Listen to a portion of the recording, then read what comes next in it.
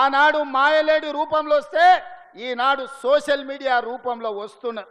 లేని అవాకులు చవాకులకు మంత్రముల మీద ఈరోజు ప్రచారాలు చేస్తున్నారు, ప్రత్యక్షంగా పరోక్షంగా. ఈనాడు టెండర్ల గురించి కొన్ని పత్రికలు రాస్తున్నాయి. సింగరేణిలో కొంత కుంభకోణం జరిగింది, బొగ్గంత మాయమైందని. నేను ఆ పత్రికలకు, ఆ టీవీలకు, ఆ సోషల్ మీడియా వాళ్లకు, ఆ రాజకీయ పార్టీ నాయకులకు నేను చెప్పదలుచుకున్నా, ఈ ప్రభుత్వంలో అవకతవకలకు తావు లేదు. అనవసరమైన ప్రచారాన్ని, తప్పుడు ప్రచారాన్ని కల్పించడం ద్వారా అపోహలు కల్పించి మళ్ళీ శుక్రాచార్యుడు, మారీచుడు, సుబాహుడు బలపడడానికి మీరు ప్రత్యక్షంగానో పరోక్షంగానో సహకారం చేస్తున్నారు. మీకు మీడియా పంచాయతీలు ఉంటే తలుపు మూసుకొని కొట్టుకోండి, లేకపోతే ఒకరి మీద ఒకరు బురద జల్లుకోండి.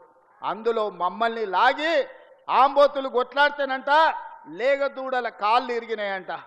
ఇద్దరు మీడియా యజమానులు కొట్లాడుకుంటే మీరు కొట్లాడుకోండి, కానీ మా మంత్రులని బదనాం చేసే కార్యక్రమాన్ని మీరు తీసుకోకండి. దయచేసి ప్రత్యక్షంగానో పరోక్షంగానో మీరు రాస్తున్న రాతలు, చూపిస్తున్న చూపులు మారీచుడి సుబావులకు, శుక్రాచార్యునికి సహకారం అందించినట్టుగా ఉంటుంది.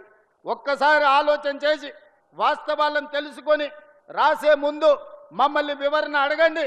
తెలంగాణ రాష్ట్ర ముఖ్యమంత్రిగా రోజుకి 24 గంటలు, సంవత్సరానికి 365 రోజులు ప్రజా జీవితంలో ఉన్న, ప్రజలకు అందుబాటులో ఉన్న మీడియాకు కావాల్సిన వివరణ ఇవ్వడానికి తెలంగాణ రాష్ట్ర ముఖ్యమంత్రిగా నేను సిద్ధంగా ఉన్నా.